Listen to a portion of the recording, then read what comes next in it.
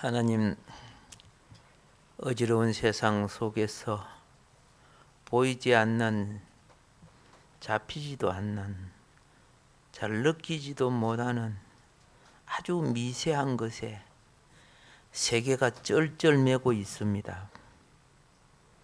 하나님, 이 지구상의 인생들이 교만하지 말게 하여 주소서. 이 지구상의 인생들이 악을 도모하지 않게 하여 주소서. 인생이 알고 보면 사람이 만든 수많은 것들이 사람을 이처럼 곤욕스럽게 만들고 있습니다. 하나님이 주신 정한 것을 변질시키고 하나님의 진리를 하나님 영광이 아니라 인간의 욕심으로 만들 때 그 결과는 항상 선악과였고 죽음을 가져왔습니다.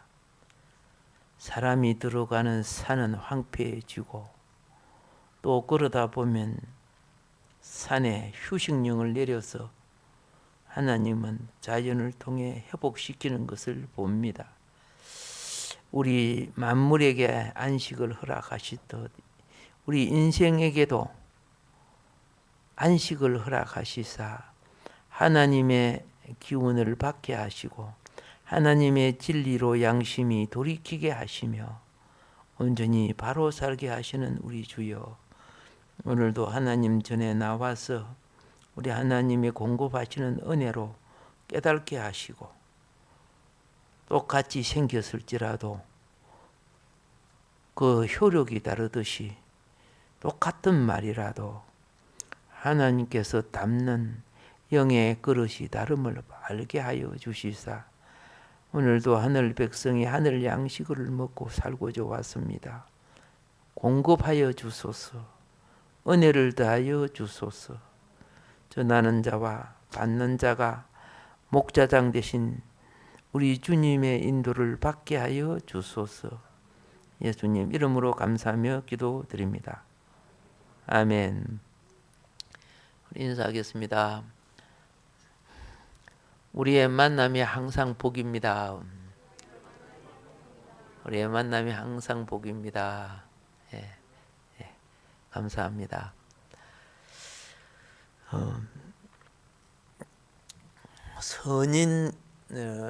선한 사람과 악한 사람을 무엇으로 알 수 있느냐? 우리가 뭐 착한 일하고 그죠?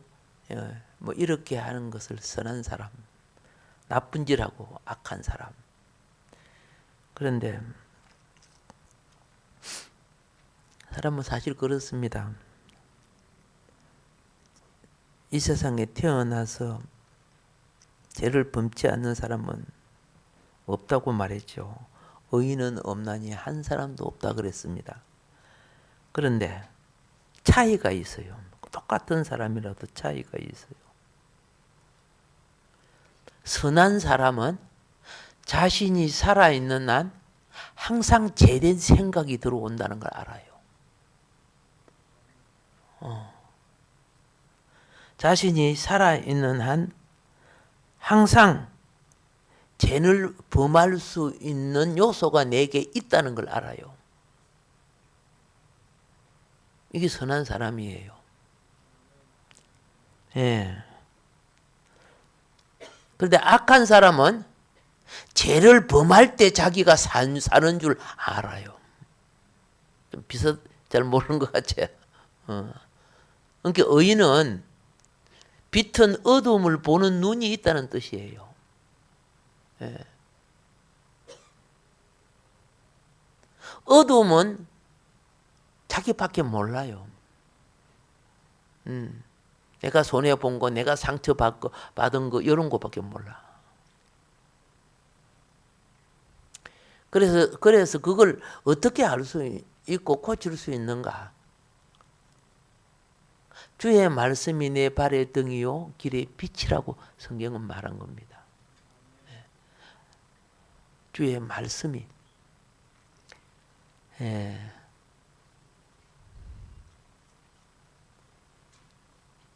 오늘도 말씀의 길 가기를 주의 이름으로 축복합니다.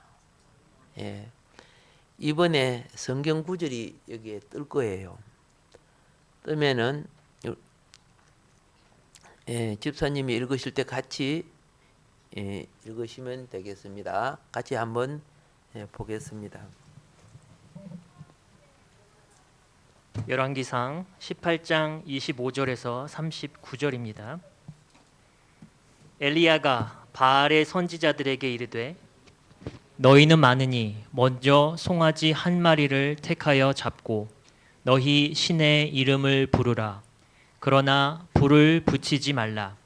그들이 받은 송아지를 가져다가 잡고 아침부터 낮까지 바알의 이름을 불러 이르되 바알이여 우리에게 응답하소서 하나 아무 소리도 없고 아무 응답하는 자도 없으므로 그들이 그 쌓은 제단 주위에서 뛰놀더라. 정오에 이르러는 엘리야가 그들을 조롱하여 이르되 큰 소리로 부르라. 그는 신인즉 묵상하고 있는지 혹은 그가 잠깐 나갔는지 혹은 그가 길을 행하는지 혹은 그가 잠이 들어서 깨워야 할 것인지 하매 이에 그들이 큰 소리로 부르고 그들의 규례를 따라 피가 흐르기까지 칼과 창으로 그들의 몸을 상하게 하더라. 이같이 하여 정오가 지났고 그들이 미친 듯이 떠들어 저녁 소재 드릴 때까지 이르렀으나 아무 소리도 없고 응답하는 자나 돌아보는 자가 아무도 없더라. 엘리야가 모든 백성을 향하여 이르되 내게로 가까이 오라. 백성이 다 그에게 가까이 가매 그가 무너진 여호와의 제단을 수축하되 야곱의 아들들의 지파의 수효를 따라 엘리야가 돌 12개를 취하니 이 야곱은 옛적에 여호와의 말씀이 임하여 이르시기를 내 이름을 이스라엘이라 하리라 하신 자더라. 그가 여호와의 이름을 의지하여 그 돌로 제단을 쌓고 제단을 돌아가며 곡식 종자 2세알을 둘만한 도랑을 만들고 또 나무를 버리고 송아지의 각을 떠서 나무 위에 놓고 이르되 통 4새 물을 채워다가 번제물과 나무 위에 부으라 하고 또 이르되 다시 그리하라 하여 다시 그리하니 또 이르되 3번째로 그리하라 하여 3번째로 그리하니 물이 제단으로 두루 흐르고 도랑에도 물이 가득 찼더라. 저녁 소재 드릴 때에 이르러 선지자 엘리야가 나아가서 말하되 아브라함과 이삭과 이스라엘의 하나님 여호와여 주께서 이스라엘 중에서 하나님이신 것과 내가 주의 종인 것과 내가 주의 말씀대로 이 모든 일을 행하는 것을 오늘 알게 하옵소서. 여호와여 내게 응답하옵소서. 내게 응답하옵소서. 이 백성에게 주 여호와는 하나님이신 것과 주는 그들의 마음을 되돌이키심을 알게 하옵소서.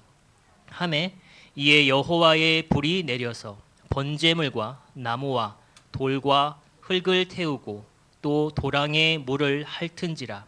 모든 백성이 보고 엎드려 말하되 여호와 그는 하나님이시로다. 여호와 그는 하나님이시로다. 아멘. 아멘. 지금 이 내용은 이스라엘이 하나님을 믿지만 사실은 우상 숭배를 했습니다. 그러니까 큰 하나님은 여호와 하나님은 알아요. 그런데 실질적인 내용은 우상들이었어요. 그러다 보니까 이스라엘 경제가 망하게 됐습니다. 하나님이 3년 동안에 하늘을 닫히고 비를 내리지 않았습니다. 그런데 놀라운 것이 있어요. 비를 내리지 않았는데 갈멜산에는 물이 나고 있었어요.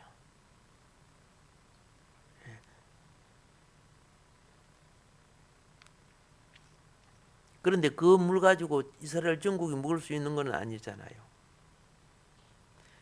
갈멜산 알로 내려오면은 이스라엘 평지가 있는데 다 말라져 있어요. 예, 물이 조금 나는 거죠. 그 옆에 아주 적은 시내가가 있는데 지금 이 갈멜산에서 갈멜산이 별 안 높습니다.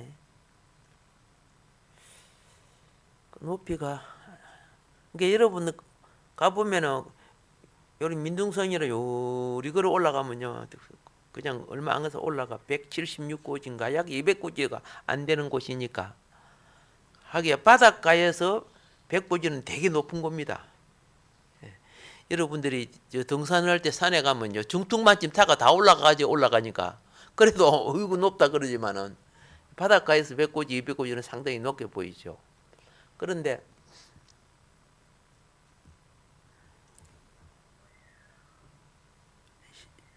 참 하나님으로부터 일종의 오늘날 하면 기우제죠. 기우제. 비가 오게 하기 위한 제사를 드리는 거죠.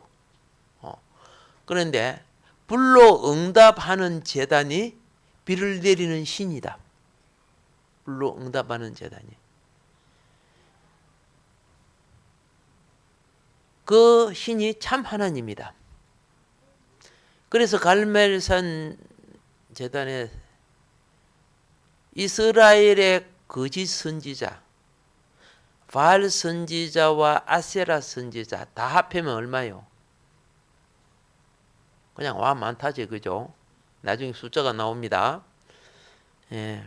이렇게 해서 제단을 쌓고 이제 비를 내려줄 신, 불로 응답하는 신 같이 찾습니다. 그래 찾는데 바알 선지자, 아세라 선지자는 수가 많지요. 근데 여호와의 선지자는 다 죽여버리고 도망가 버리고 없어가지고 엘리야 한 사람이 여기 있었어요. 그 당시 여호와 선지자는 다 역적 모함시켜갖고 죽였어요. 그게 가짜가 판치는 시대였죠. 그래서 여기 지금 제단을 쌓고 여기에 보면 막 선지자들이 막 불례를 달하고 야단을 하고 있죠. 자, 이쪽은 조금 더 좀 성경 비슷하게 조금 그림을 좀 그렇습니다. 여기 제단이 있고 그 가운데 제물이 쌓여 있습니다. 이들은 기적을 어떻게 하느냐 하면 트릭을 써요. 트릭을. 저들은 제단에 불을 붙일 때 신이 불을 붙이는 것처럼 그래요. 그래서 속에 사람이 숨어가지고 이렇게 제단을 쌓으면요 밑에는 기름을 깔아요. 나무를 펼쳐요. 목에 제물을 올려요. 예.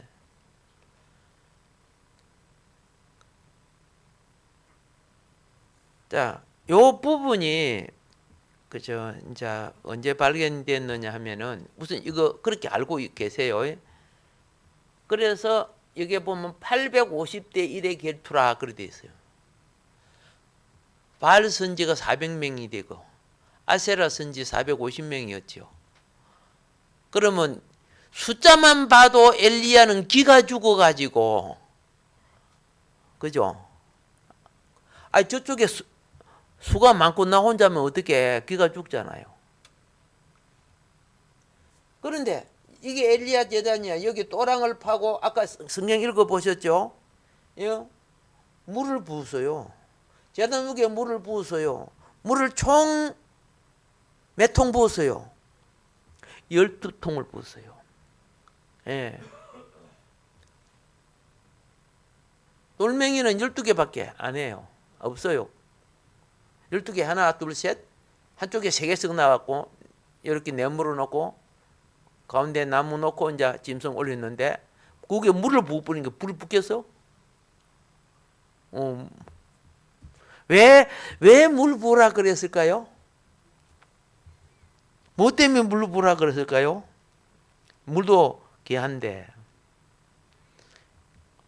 어쨌든 결과적으로 불이 내려서 태웠지요. 또랑의 물도 다 없애버리고. 지금 엘리야가 이렇게 한 것은 바알신 아세라신의 거짓 제단, 거짓 제단을 역설적으로 보여주는 거야. 너는 안에 기름도 붓고 불을 잘 붙게끔 만들어 놓고 하늘에서 불 내리는데 밑에 기름 뭐 필요 있어, 그죠? 그래갖고 여차하면 불 붙여갖고 싹 신이 준 불처럼 그렇게 만들려고 하잖아. 나 불 안 붙게끔 물 다 부어갖고 막 다 씻어내겠다. 참 하나님은 그렇게 트릭을 하는 하나님이 아니야. 그거 보이는 거예요. 그 이스라엘 그 성지순 내려가면은 이 갈멜산 대결이 바로 여기 갈멜산이 있죠. 예. 이 갈멜산 이게 참 숲이 푸르지. 이 갈멜이란 뜻은 엘 갈멜, 여호와의 정원 이런 의미가 돼요. 예, 동산이 되고요. 예. 그래서 여기서 이제 대결이 벌어졌는데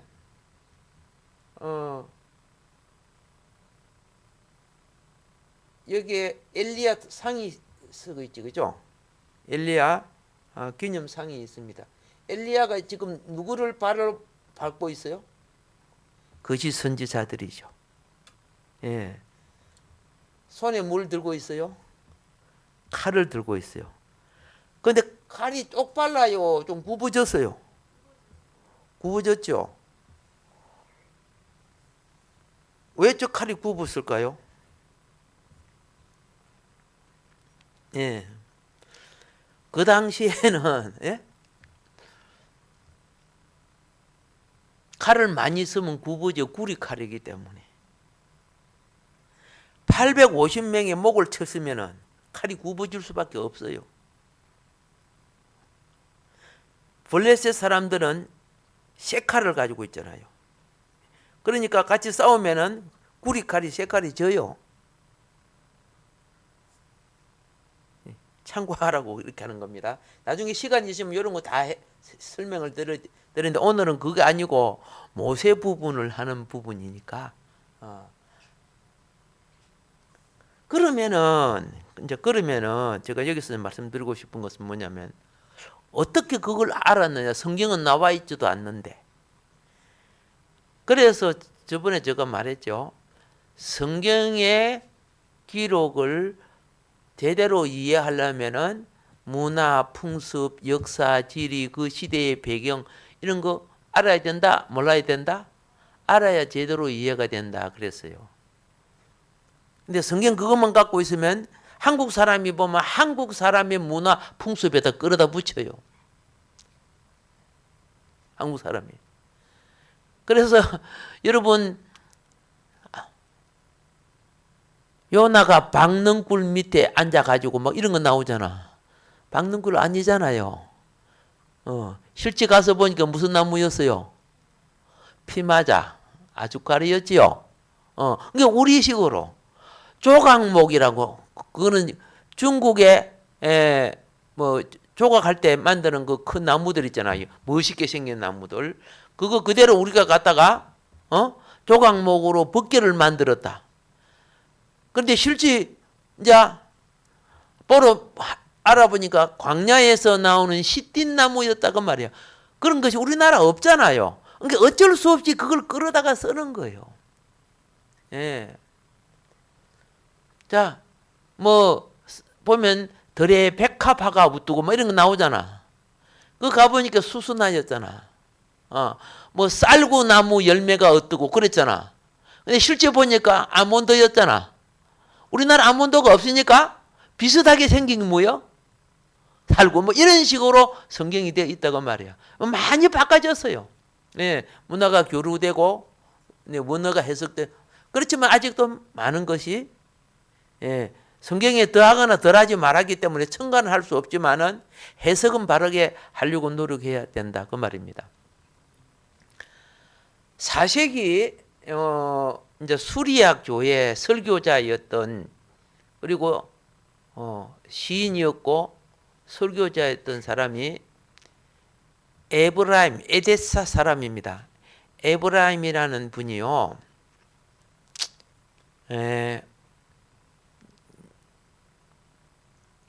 고고학적인 부분도 연구하고 이런 걸 연구하다가 어떤 기록을 봅니다. 그 기록을 자기가 기록을 해놓으니까 히브리어 랍비요 또 역사가인 긴즈버그라는 이분이 13세기 그 저작물 속에 그 부분을 발견해 가지고 그 내용을 딱 보니까 그 내용이 어떻게 되냐면은 갈멜산 산상의 엘리야와 바알 선지자들의 대결이 거기 그 기록되어 있어요. 그러니까 알고 보니까 이 바알 선지자들은 전적인 기도에 매달린 게 아니고 교활하게도 아까 그 제단 보았죠. 네. 그 제단도 좀 그냥 상상적으로 만들다 보니까 좀 합당치 않지만은 어떻게 되느냐면은 이제 그 제단을 쌓으면서 제단 우묵한 부분, 예? 예. 제단에 짐승을 잡으면 피가 흐릅니다. 예. 피가 흘러요. 그런데 이제 성경에는 피를 사방에 뿌리게 되어 있습니다. 그렇죠? 사방에 이렇게 뿌리게 되어 있어요. 예, 이제 하나님의 구원이 동서사방에 이루어지는 그런 예표입니다. 그들은 또랑을 이렇게 판단 말입니다. 제단 자체가 다르죠. 그런데 그 제단을 850명이니까 제단이 얼마나 크게 만들었겠어요. 그 속에 누구를 넣느냐 하면 베델 사람 히엘이라는 사람이 불을 붙이기 위해서 그 제단 속에 숨어 있었다는 거죠. 겉으로 보면 제단인데 안에 속에 누가 있다? 불 붙이는 사람이 숨어 있어요.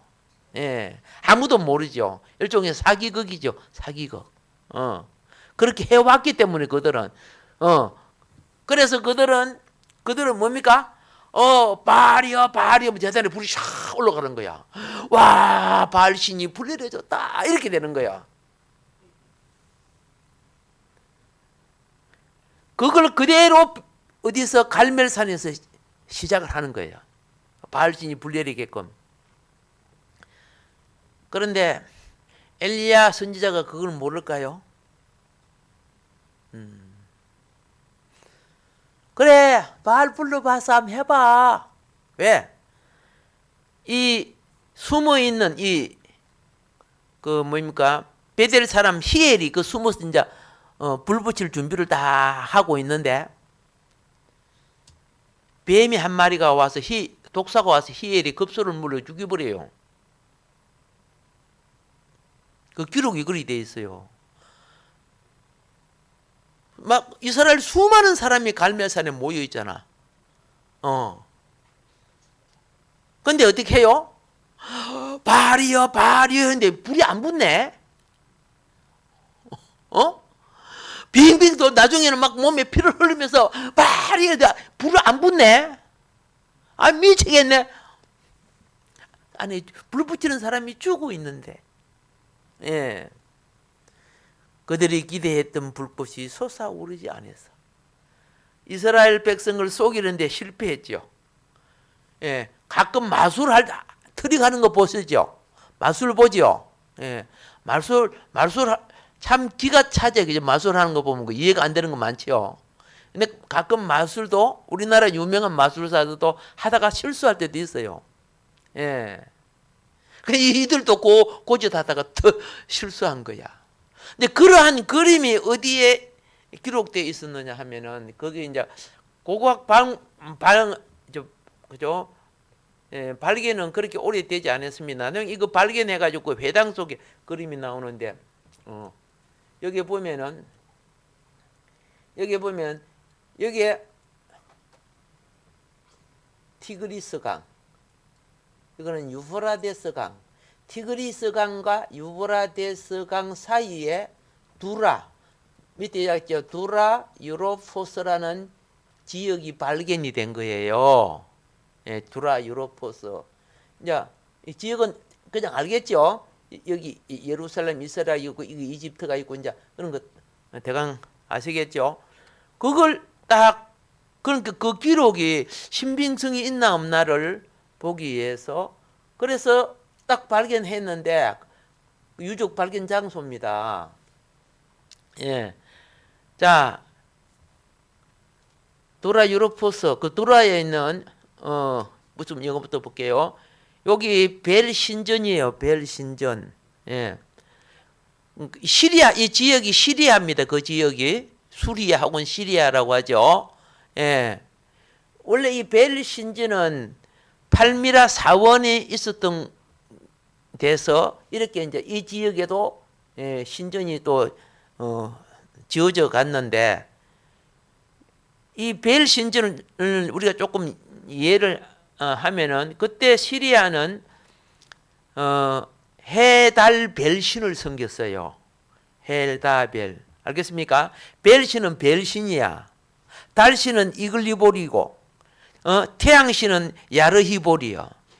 이글리볼은 달신, 야르히볼은 누구? 태양신이 삼신을 섬겼어요.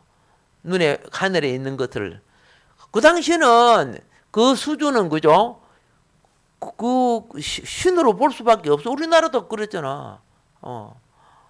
볼 수밖에 없는 거죠. 거기 하나님이 만든 피조물이다 하는 것은 성경에 나와 있는 거죠. 예. 그리고 그 다음에 여기에 좀 희미해서 잘 안 나옵니다만은 이것이 바로 유대인 유대교 해당이에요. 해당. 발견된 자국.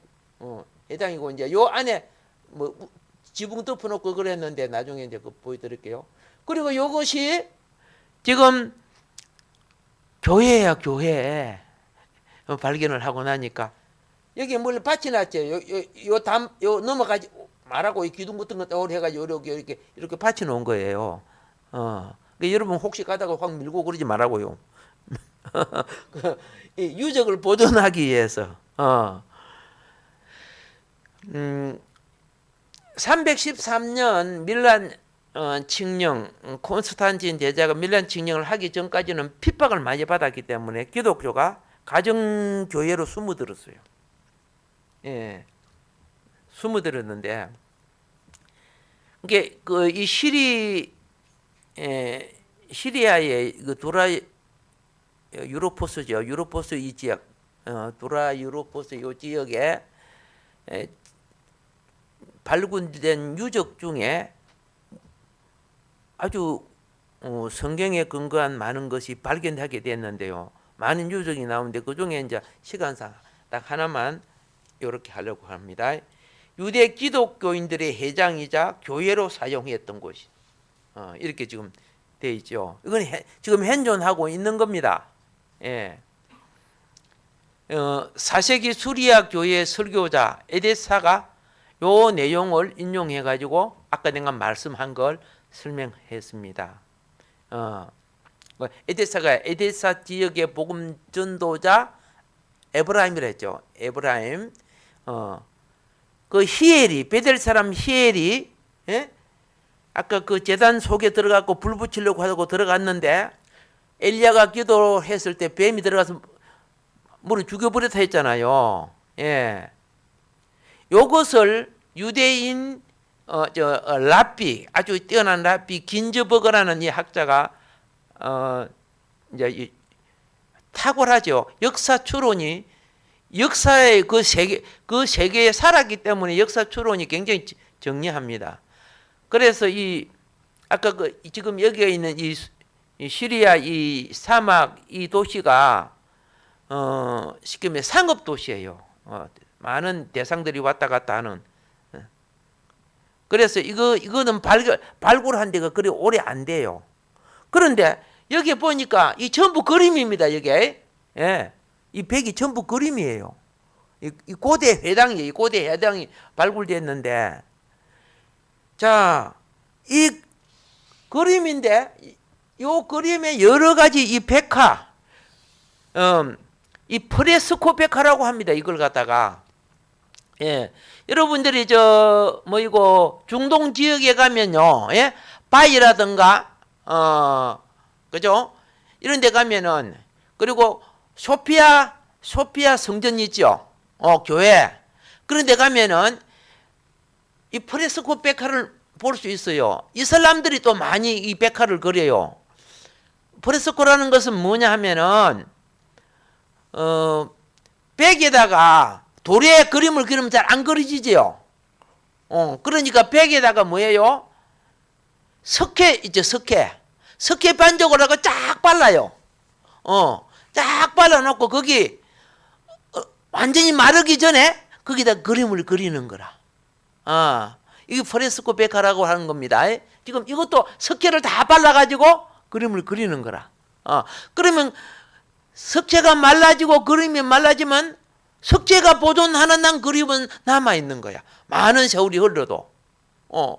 그러니까 여러분 저 이스탄불에 가면은 해교도들이 그저 소피아를 빼앗아 갖고 그 마리아상 뭐 요셉 이런 상 다 그 위에다가 회치를 전부 해가 자기네들 그림을 막 그려놓은 걸 이제 볼 수가 있어요.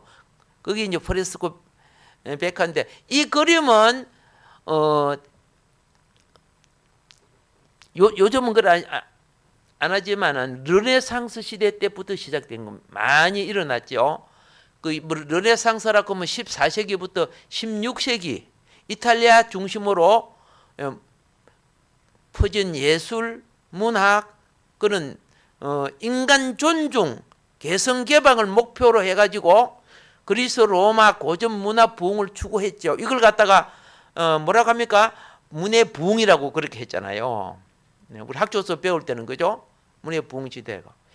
자, 그때부터 시작해가지고 그 다음에 바로크 시대, 17세기부터 18세기를 바로크 시대라고 하는데 요것이 발전해가지고 회화, 건축, 조각, 문학, 음악, 장식, 미술 온 것으로 그죠? 퍼져나가기 시작됩니다. 그래서요 미술의 발전은 오늘 수많은 예술을 만들어내죠. 거기 그 속에 또 함께 가는 게 뭐예요? 음악이잖아요. 음악. 자 이렇게 해서 우리는 이제 여기에 무엇이 있어요? 그 그림. 무슨 그림이 있어? 히엘, 베델처럼 히엘이 숨어가지고 불을 붙이려고 하는데 뱀에 물려 죽는 거, 뱀이 들어가가지고 물려 죽는 그 그림이 있습니다. 수많은 그림 여러 가지가 많이 있는데 나중에 또 시간이 되면 이 그림들 몇 가지 소개를 또 할 거예요. 오늘은 그렇지만은 자 그래서 그들은 자신 있게 모여가지고 이스라엘 만백성들을 봐라. 우리 신이 진짜 신이냐. 그런데 실패했죠. 마술이 안 통했다 그 말이야. 그런데 엘리야는 진짜 불이 내렸죠. 그걸 증명하는 것이 그림이 여기 있었고 옛날 문헌도 남아있는 것이 고고학적으로 드러나기 시작했다 그 말입니다. 예수님이 그랬어요. 너희들이 알리지 않으면 돌들이 소리치리야. 돌들이 뭐입니까? 돌에 새겨진 거 고고학적인 것들아 이거 물질적으로 보면은 그런데 이제 이스라엘이 그럼 왜 그렇게 우상숭배에 빠졌을까? 저 같은 볼 때는요 미쳤나? 하나님을 섬기는데 왜 우상숭배에 빠져? 내 이스라엘 도무지 이해가 안 간다. 근데 이스라엘 사는 분이 기록한 내용을 보니까 이해가 가더라고요. 자, 시작. 성경을 읽을 때마다 이상하게 생각했던 것이 왜 이스라엘 사람들은 하나님이 싫어하시는 우상을 섬겼을까 생각했는데 나도 살면서 보니까 하나님보다 더 중하게 여기고 하나님보다 더 사랑했던 것들이 많이 있음을 발견하고 놀랬대. 놀랬다는 거예요. 내 손에서 없어지면 어찌 될까봐 염려하고 근심하여 붙들고 놓지 않으려는 많은 것들, 하나님 앞에 다 무엇이다? 우상이다. 특히나 무서운 우상들은 내 을을 믿는 것, 내 을을 나타내고자 하는 것, 내가 주인이 되어 사는 것. 예. 이스라엘 살면서 왜 이스라엘이 우상 숭배 때문에 망했는가? 자기도 살아보니까 오늘날 우리 우상이 이거였구나 하는 걸 알았다는 거예요. 그러면은 왜 우리는 이런 부분들을 공부해야 되는가? 같이 읽어봅시다. 시작. 그러므로 우리가 여호와를 알자. 힘써 여호와를 알자. 그의 나타나심은 새벽빛같이 어김 없나니 비와 같이 땅을 적시는 늦은 비와 같이 우리에게 임하시리라 하니라. 예, 우리가 성경 말씀과 역사를 보는 것은 하나님을 발견하고 그 뜻을 따르는 것입니다. 모세가 어떻다 그걸 보는 게 아니고 모세를 통해서, 그렇죠? 역사를 통해서 하나님의 어떠하심을 우리가 알아차려야 돼요. 그렇게 연구하고 그렇게 보는 것이 밭에 감추인 보화를 발견하는 것과 같은 거예요. 예, 안 하는 사람은 못 보는 거죠. 자, 그럼 우리는 이제 모세를, 오늘 본문 말씀 모세를 여기로 돌아가 보도록 하겠습니다. 여기 보면은 여기 이집트 왕자 누구죠? 모세죠. 예, 모세가 등장하고 있는데 기분 같아서는 화면이 이리 커가지고 그죠? 구체적으로 보시면 좋겠어. 여기 요 밑에 이 숫자가 무슨 숫자리냐 하면은 피아노 치는 자리에서는 잘 보일 거예요. 그죠? 예. 여기에 몇월 며칠이에요? 12월 19일 전 세계 5천여 극장 동시 개봉 이렇게 돼 있죠. 돼 있죠. 여기에 그 보여요? 안 보여요. 간조라 그러면. 예. 그 밑에 기록된 글이 그게요. 오늘이 며칠이에요? 12월 며칠이요? 여기 며칠 날 개봉한다고? 전 세계 몇 교회? 5천 교회에서. 예. 그걸 지금 광고하려고 한 게 아니고, 이게 모태 신앙의 사명을 기억하고 있는 모세. 모태 신앙의 사명을. 어머니가 누구죠? 요게벳. 그렇죠? 가슴팍에서 아기를 젖먹이면서 조금 키워가지고 바로 공주에게 넘겼잖아요. 예.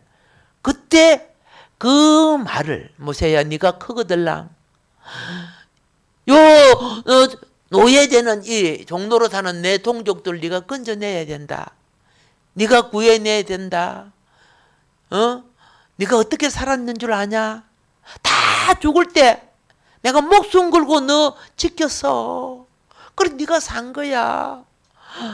하나님이 너를 지켜준 것은 네가 이 동족들 살려내라고 너를 살려준 거야. 이런 식으로 아브라함의 전승부터 어린 모세에게 사명을 키워준 거죠. 예. 그래서 여기에 내용이 좀 안 보이네. 읽어드려야 되겠네. 애굽의 왕자로 성장한 모세. 그는 노예 출신임에도 불구하고 당시 애굽의 최고 학문과 기술, 군사, 건축 등 종교 교육을 받으며 정치 지도자로서의 자질을 갖추기 위한 훈련을 받았다. 또한 유아기에는 어머니 요게벳을 통해 여호와에 대한 신앙 교육을 받았다. 모세는 장성하는 동안 수많은 고뇌와 갈등을 겪었을 것이다. 막강한 권력을 가진 바로 공주 하셉수트의 양아들이지만 애굽인들에게 이방인일 수밖에 없었던 모세는 자신의 뿌리에 대한 갈급함이 강했을 것이다. 그의 지위가 높아지고 막강한 권력을 행사하면 할수록 자기 민족의 미래에 대한 고민은 날로 커졌을 것이다.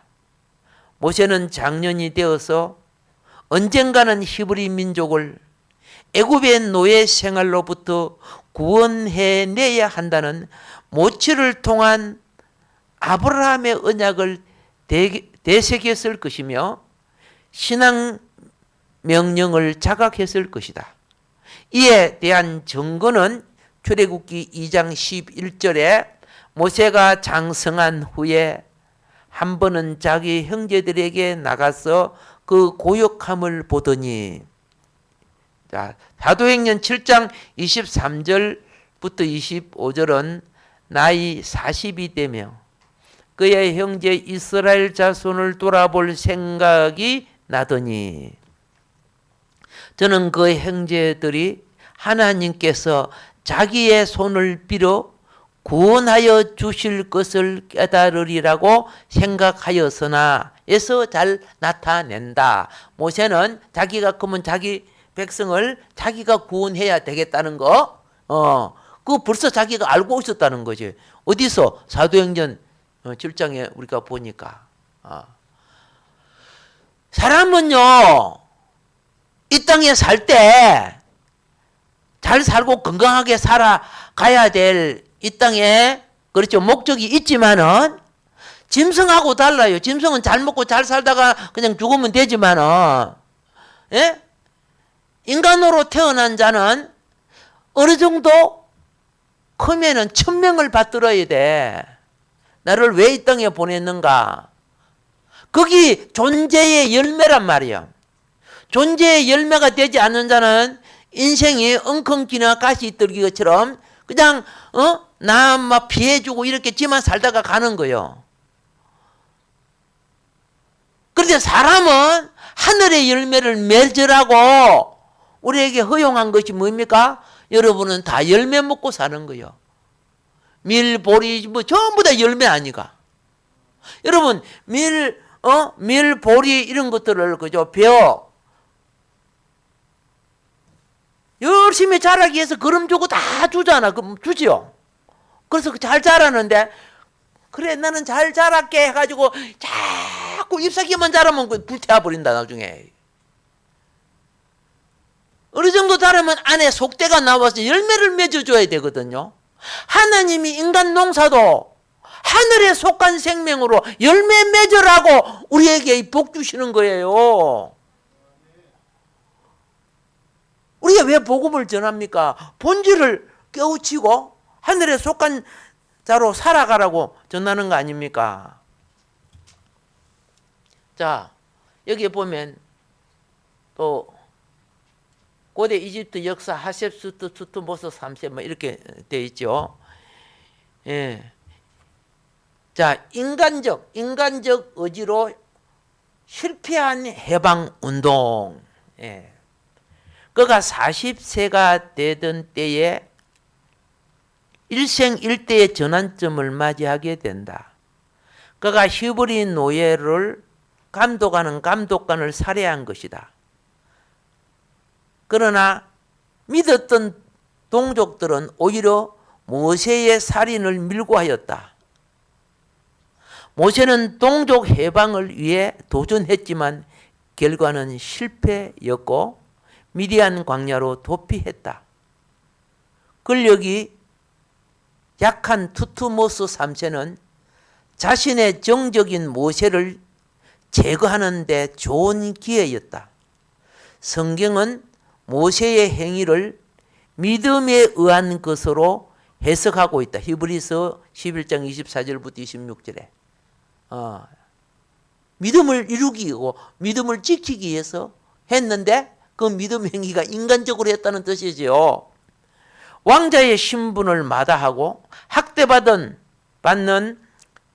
형제들을 위해 솔선에 나선 것이 믿음의 행위라고 할 수 있었지만 스스로의 힘만으로는 실패할 수밖에 없었다.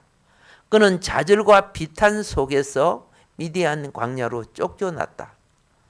세상은 인간의 의지와 능력만이 아닌 하나님의 능력으로 구원받을 수 있음을 깨닫게 하기 위한 조치였다.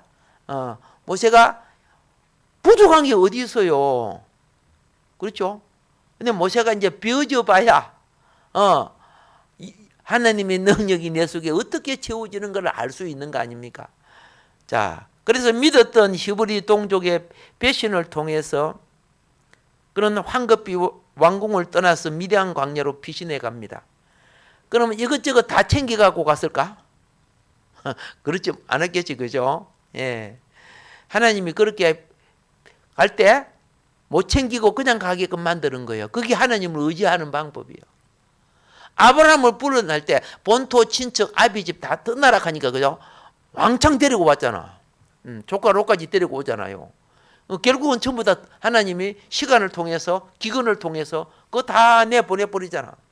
예. 왜? 사람이 이 우상이야. 하나님보다 더 의지하고 싶어. 자꾸 의지하고 싶어. 여러분, 우상을 정복하세요. 정복하면 만물을 다스릴 수 있다고 하나님은 그래요. 우상을 정복하지 못하면 우상 밑에 내가 노예가 되게 돼 있어요. 예. 이게 차이점이에요. 똑같은 소유를 똑같이 갖고 있어도 우상 아래에 있는 자가 있고 똑같이 갖고 있어도 그걸 지배하는 자가 있어요. 이렇게 해서 모세 인생은 망명자 모세의 미디안 40년, 훈련과 준비기간 40년이다. 이렇게 되어 있습니다. 아라비아에 있는 미디안 광야로 도망간 모세는 미디안 제사장 르우엘 또는 이드로라 하죠. 딸 십보라와 결혼하고 그곳에서 40년간 칩거하였다. 지금처럼 민족 해방을 위한 게릴라전이나 테러 조직, 투쟁 조직을 만든 것도 아니었다. 망명자 모세는 40년간의 어떤 공적인 활동도 하지 않고 매일 드리는 제사 예식에 길들여지고 양치는 목자로서의 삶을 살았다. 40년 세월은 모세로 하여금 아무것도 할 수 없는 나약한 존재임을 인식하고 애굽 왕자로서의 자만심을 버리게 하였으며 하나님을 의지하는 영성과 광야 생활에 적응하는 훈련 기간을 통해 나그네 길을 알게 하고 본향을 보게 하는 과정이었다. 즉 40년은 인간적 의지를 버리고 온전히 하나님의 명령을 전적으로 따를 수 있도록 훈련하는 준비 기간이었던 것이다. 모세가 광야로 피신해가지고 미디안 족속에 이제 거기에는 미디안 족속은 모계 혈통, 어머니 중심 문화로 구성된 것입니다. 예. 그래서 하나님은 모세를 여성의 근위 아래에 두어서 훈련받게 한 거예요. 예. 애굽은 여성들이 노예가 되지만은 거기는 여성이 남자를 지배해. 예. 오늘 집에 가도 또 지배하려고 그러지 말고요. 자, 이런 사회를 베너 문화라고 불러요. 예. 남편은 결혼과 함께 아내의 혈족이 되는 거예요. 베너 문화는. 쉽게 말해 처가 문화죠. 처가의 가문에서 모세가 살 때 근위 행사할 것이 별로 없어요. 예. 애굽의 왕자처럼 근위를 누릴 수도 없어요. 미디안에 제한되고 즉 통제된 제사장 집안은 다른 데보다 더 자유가 없잖아. 애굽의 왕자는 시종을 거느리고 그죠? 자기 어떤 면에서 마음대로 자유를 누렸는데 제사장 집에 가니까 아침에 제사 때 바닥 일어나야 되는 거야. 피곤해 죽겠는데. 예. 훈련소 같은 생활을 하는 거야. 기양 가서 유배 생활하는 거 비슷하게. 근데 이 목의 사회의 특징은요, 아내의 주장과 건의가 커요. 모세는 양태는 기술이 없지요. 그러니까 아내한테 잔소리 많이 들었을 것 같아. 양 잘 못 친다고. 그럼 모세가 발캉 할 수 있을까요? 그거 하나하나 죽여줘야 돼요. 하나님은요, 예? 여성 성품으로 만들어내는 거예요. 온유하고 겸손하게. 그러니까 지금 식으로 보면 대릴사의 역할이 되는 거죠. 의외심이 많고 혈기가 다분한 모세, 그리고 누구에게 굴종하지 않는 근위자가 된 모세, 그가 폐쇄된 공간에서 하나님을 경외하는 혹독한 훈련을 받습니다. 그러니까 성질을 부릴 수도 없어. 내 위에는 조교가 있고 그 위에는 장인 누가 있어? 이도로가 있고. 예. 그래서 모세가 나중에 애 낳죠. 애 낳고 이름을 뭐라고 불렀어요? 내가 타국에서 나그네 됐다. 이게 단식하는 소리가 게르솜이요. 첫 아들이 게르솜. 그의 결혼 생활이, 그의 삶이 자신의 안식처가 되지. 여기서 안식은 뭡니까? 욕망대로 살지 못했다. 여기가 완전히 나는 곧 떠나야 될 내 나그네 길이다. 그걸 느끼게 한 거죠. 예. 그래서 여기 보면 당신의 고향은 어딘가요? 예? 물어보잖아. 저희가 나온 바 본향을 생각하였다면 돌아갈 기회가 있으려니와 저희가 이제는 더 나은 본향을 사모하니 곧 하늘에 있는 것이라. 아브라함이 잘 살던 갈대아 우르에서 불러내갖고 하나님은 아브라함에게 한 번도 집을 안 줬어요. 성읍을 안 줬어요. 성읍을 안 주면서 동서사방 너와 너의 후손에게 주는 게 아브라함이 약간 화가 났는가 봐. 아니 내가 그걸 어떻게 믿습니까? 내가 여기 10년이나 살았는데 아직 집대가리 하나도 안 주고.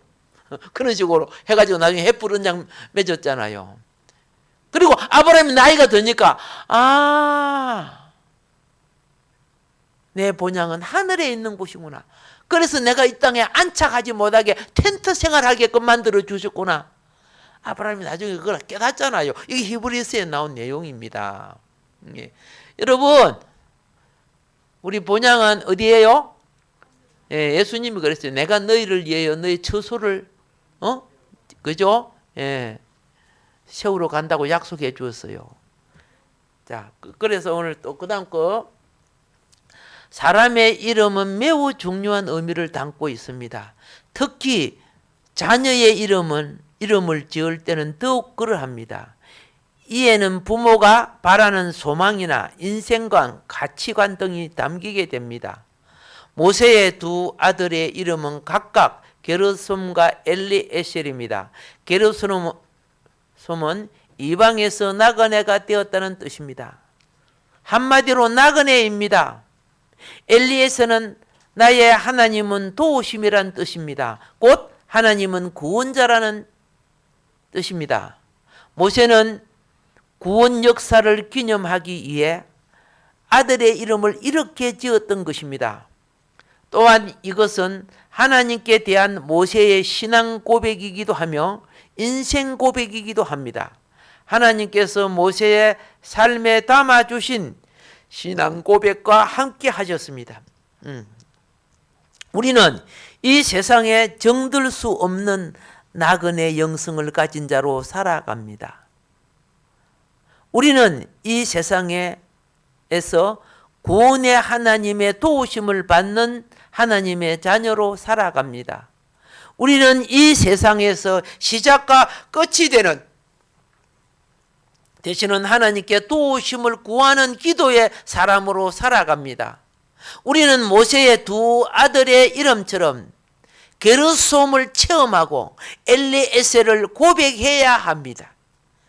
역사 속에 그게 아니고 오늘 믿는 사람들은 그걸 깨달으라는 거죠. 선악과의 야망인 하나님처럼 되고자 하는 것이 아니라 하나님이 원하시는 사역을 감당해야 하는 것입니다. 누구처럼? 나사로처럼. 왜 그럼 하필이면 나사로라 했을까?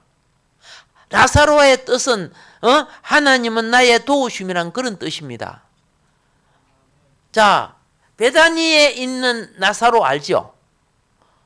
나사로 여동생이 누구요? 마리아. 그렇죠?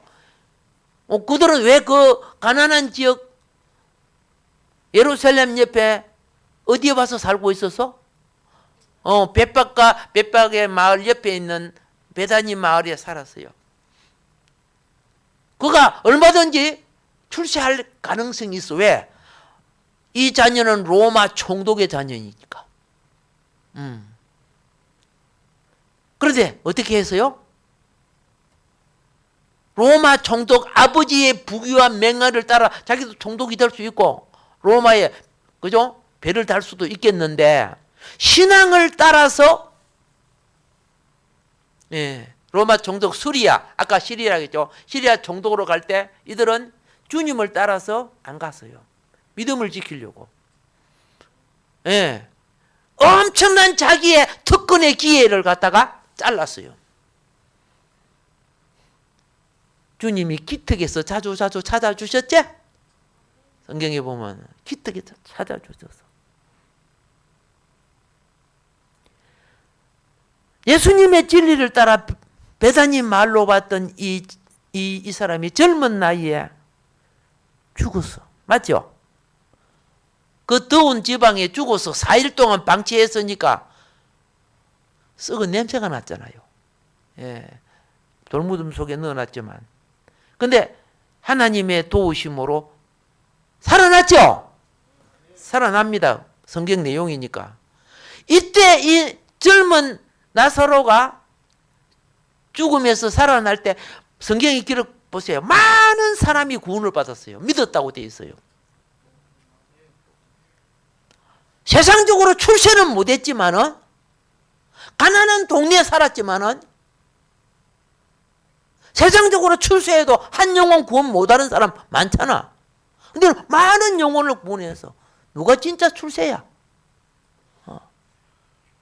영원한 생명, 천하보다 귀한 영원한 생명을 얻게 한 것. 두 번째 또 나사로 있어요. 그 나사로는 누구냐? 기복 종교에 빠져있던 부자 알지요? 기복 종교 빠져갖고 큰 부자가 되고 날마다 화려히 잔치했던 그 집 문 앞에 있었던 나사로. 나사로가 하나님의 도우심인데 이 세상 살 때 한 번도 도움을 못 받은 것 같아. 병들었는데 치료를 받았습니까? 그렇죠? 나사로가 어떻게 해요? 재산이 많아서 집이라도 가졌습니까? 아니면 결혼을 해서 아이들이나 자녀가 있었습니까? 아니잖아요. 배경이 좋아서 무슨 공부를 하고 그렇게 했습니까? 아니에요. 예수님이 비유로 말씀하신 건 이스라엘 역사 속에 있었던 현상이에요. 그 나사로를 이야기한 거예요. 그런데 실패한 거죠. 살았을 때 한 번도 도우심 못 받았어요. 나사로 이름대로 하나님이 도우심이 있어야 되는데. 그런데 이 세상 하직하고 끝난 다음에 달랐어요? 안 달랐어요? 나사로는 천사들에게 그죠? 받들어 나군으로 들어가고, 부자는 마귀라는 말을 안 썼어요. 부자는 어둠의 영에 잡혀서 음부로 불꽃 지옥으로 갔다고 성경은 분명히 여러분과 나의 재판장 되신 그분이 말씀하신 거라니까요. 그분이 우리의 궁극적인 도우심은 그죠? 현상 세계는 복음을 위해서 도와주시는 거고요. 내세는 뭐입니까? 내 영혼을 위해서 도와주시잖아요. 예. 그러면은 모세가 처음 낳은 아이 이름이 누구라고? 게르솜이 이제 뭐 보니까 막 학자들도 있고 막 비판하는 사람들이 많아요. 그 게르솜이 엘리에셀 같은 이런 모세의 아들들이 모세의 대를 이어서 지도자가 되어야 되는데 모세 아내가 자식 교육 잘못 시켜가지고 그렇게 실패했다 막 이런 식으로 막 써놨더라고요. 여러분 이걸 잘 아셔야 돼요. 아담과 하와에게 뭐라 했습니까? 마귀가 요걸 먹으면 너 출세한다, 하나님같이 된다. 그래서 안 했어요. 그랬어요. 한국 교회가 그거 갖고 들어와가지고 부흥된 거야. 근데 부정한 세력을 이깁니까? 같이 짜게 버리잖아요. 북한교회는 완전히 죽어버렸잖아요. 아직 씨는 남아있지만은. 게르솜은요, 게르솜은 그 이름 자체로 하나님이 주신 역할을 감당해야 돼. 나사로는,